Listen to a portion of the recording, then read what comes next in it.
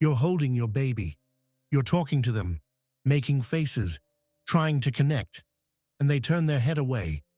Not once, again and again.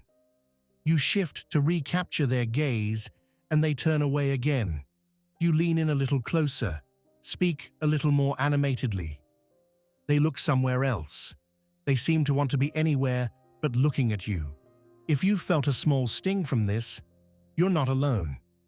It's one of those moments that catches parents by surprise because it looks emotionally like rejection, like your baby doesn't want to be with you, like something is wrong with the connection. Almost always, the opposite is true. Your baby turning their head away from you is not a sign of disconnection. It's a sign of a nervous system doing something very specific, very intelligent, and in many cases, very good. Here's what's really happening. 1. Gaze aversion is a regulatory tool, not a social signal. In adult conversation, looking away is often social. It can mean discomfort, disinterest, disrespect, or disengagement. In babies, especially in the first months, gaze aversion works very differently.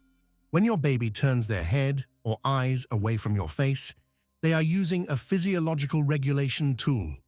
They are temporarily reducing their sensory input in order to manage their internal state.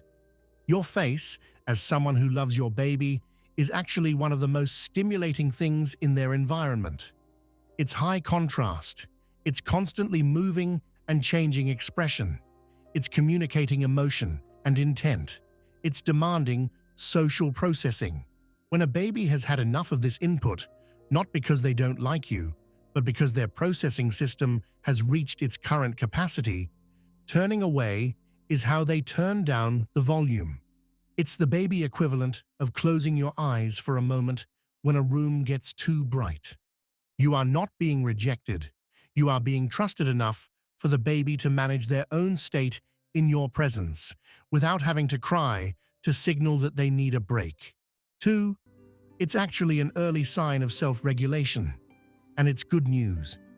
Developmental researchers pay a lot of attention to gaze aversion in infants because of what it predicts. Babies who can use gaze aversion, who turn away when they need to, and then return to engage when they're ready, are demonstrating a capacity for early self-regulation. They're not just passively overwhelmed, they're actively managing their state. This matters because self-regulation is one of the most important developmental capacities a child can build. The ability to notice when you're getting flooded and do something about it, even something as small as looking away, is the foundational skill behind emotional regulation, attention management, and eventually social competence.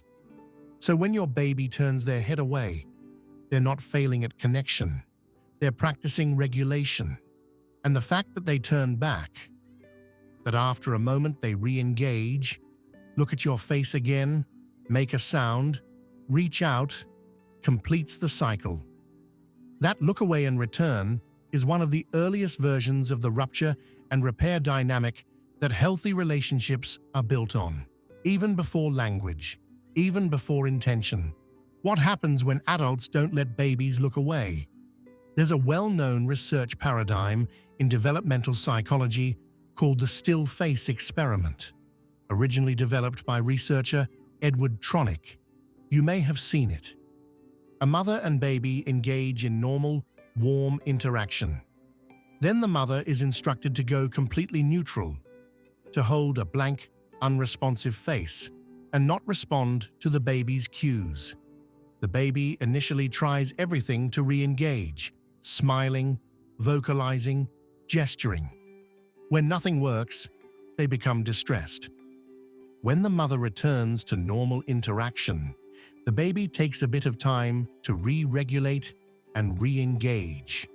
The experiment shows how essential responsive, contingent interaction is for babies, but it also reveals something else. Babies have specific strategies for managing social interaction, including looking away, self-touching, and disengaging, when the interaction becomes unmanageable. When caregivers consistently pursue a baby's gaze after the baby has turned away, moving into their field of view, physically redirecting their face, escalating stimulation to recapture attention, it disrupts this self-regulation strategy. The baby has signaled, "I need a moment." The adult has responded, "No, keep engaging." Over time, this pattern teaches babies that their signals don't work, that looking away doesn't actually give them relief, that the only way to get a real break is to cry. Honoring the look away, pausing, giving space, waiting, teaches the opposite. Your signals work, your needs are heard, the interaction will come back when you're ready. 4. When gaze aversion is most common, and what it looks like in context. Understanding when to expect it makes it much less unsettling. After extended play or social interaction, your baby has been engaged with you for a while and needs to integrate. The look away often comes after a peak of engagement, a lot of eye contact, vocalizing, smiling, followed by the head turning away as if they've had enough for now. This is the most common and most benign form. When the environment is busy, at a family gathering, in a stimulating room, when multiple people are present, gaze aversion helps the baby manage a high-input environment by periodically reducing social demands.